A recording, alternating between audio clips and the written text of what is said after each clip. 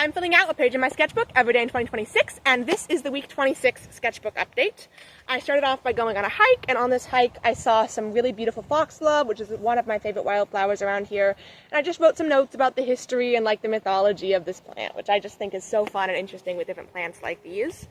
And then on this day, I just felt like drawing a skull and some flowers. There's kind of some fun metaphors and ideas around that. I like the imagery, and that's what that page looks like.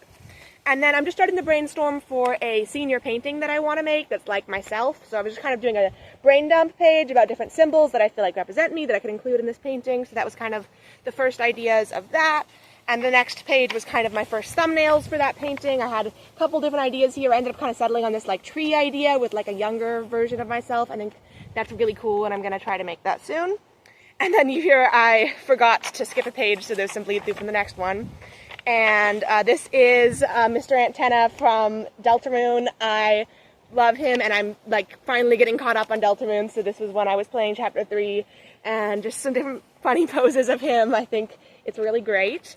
And then I just decided to draw a sun and moon together, very kind of silly, like I like their dynamic together, just very fun. I like the way that page came out.